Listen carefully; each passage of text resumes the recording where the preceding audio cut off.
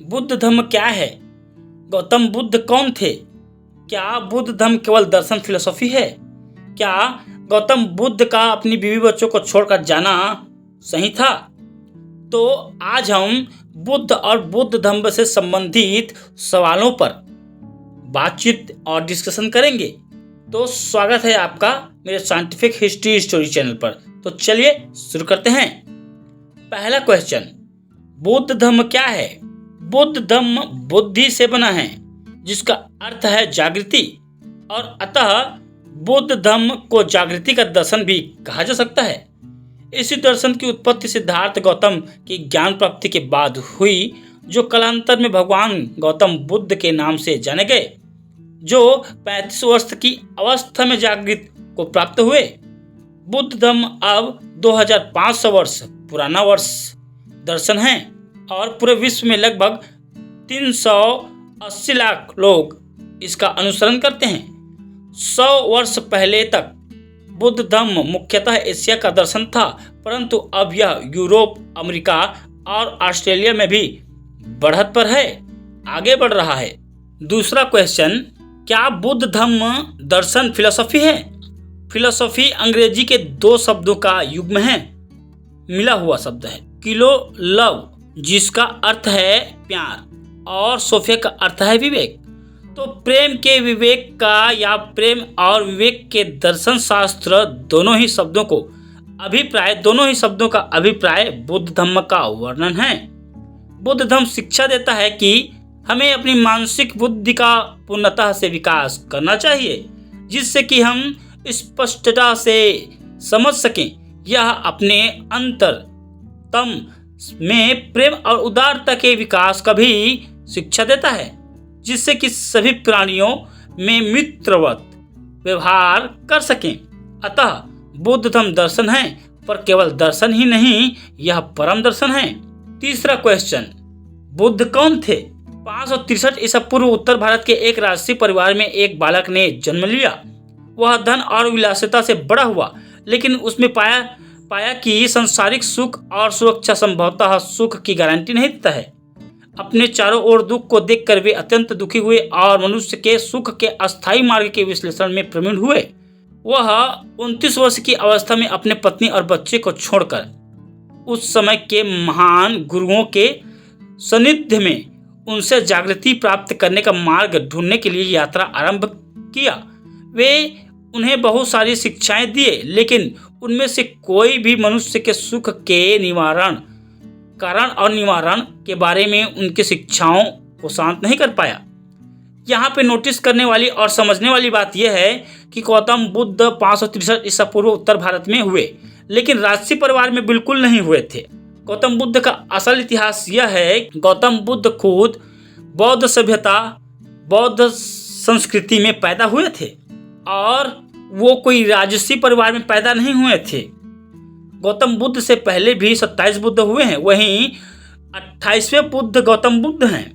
अंततः 6 वर्षों के अध्ययन, संघर्ष और ध्यान से उन्हें अपने अंदर ज्ञानता के क्षीण होने का आभास हुआ और ज्ञान की प्राप्ति हुई। उस दिन के बाद वह बुद्ध कहलाए।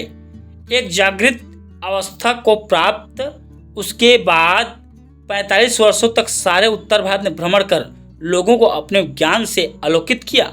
जो उन्होंने खोजा था, जो उन्होंने समझा जाना, उनकी करुणा और शांति विशाल थी और हजारों हजार शिष्य थे। 80 वर्ष की वृद्धावस्था व रुग्ण अवस्था में भी वो प्रतिष्ठित और शांत बने रहे और अंततः निर्वाण को प्राप्त हुए।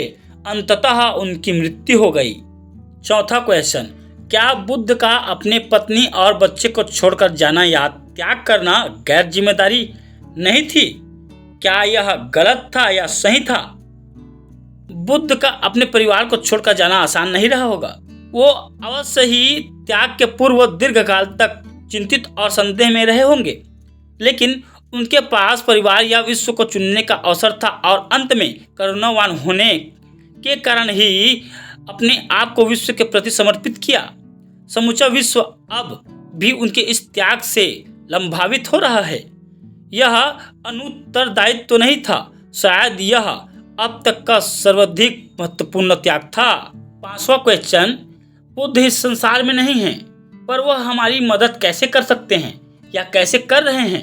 फैराडे जिसने बिजली का आविष्कार किया अब नहीं है इस संसार में, तब भी उनकी खोज आज मददगार है। लुई पास्चर जिसने बहुत सारे रोगों के उपचार बताए अब हमारे बीच नहीं हैं, लेकिन उनकी चिकित्सीय खोज तब भी जीवन देती है।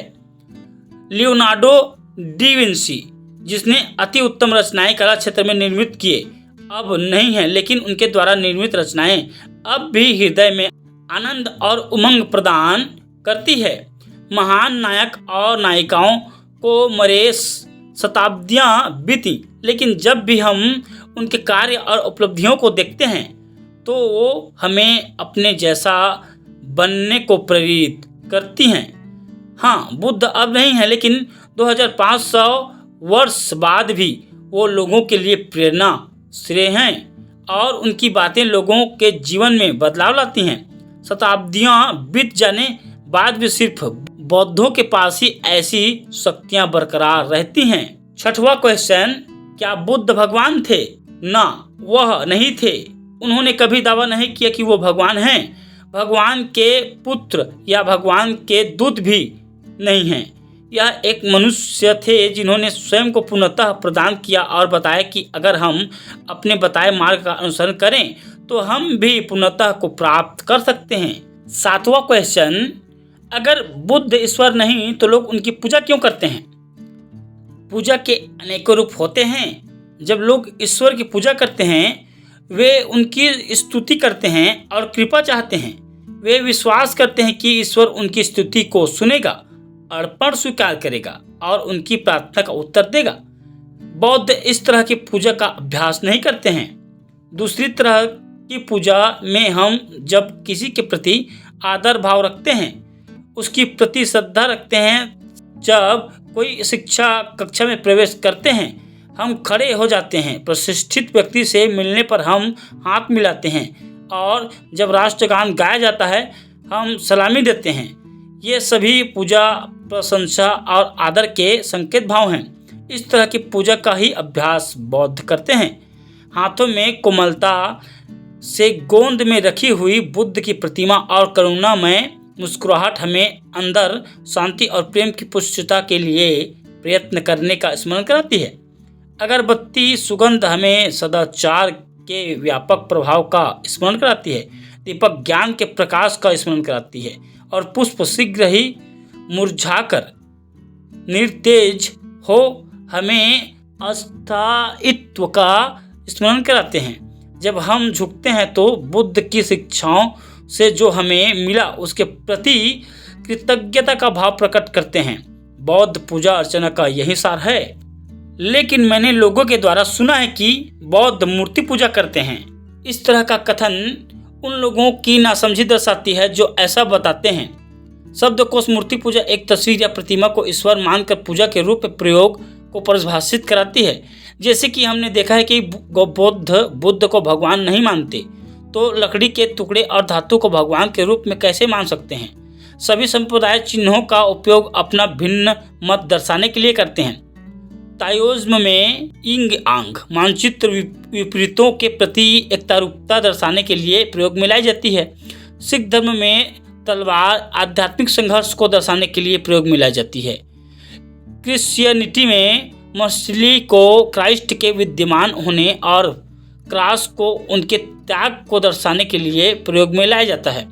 बुद्ध धर्म में बुद्ध की प्रतिमा हमें उनकी शिक्षाओं के अंश मात्र का स्मरण करा बुद्ध धर्म के मानवीय प्रधान होने न होने की ईश्वर प्रधान होना स्थापित कराती है। पूर्णता और ज्ञान प्राप्त के बिना हमें अवश्य स्वयं में देखना चाहिए। अतः वे ये कहना ही बौद्ध मूर्ति पूजक है उतना ही हास्यप्रद है जितना कि ये कहना कि क्रिश्चियन मछली और जियोमेट्री आकार की पूजा करते हैं।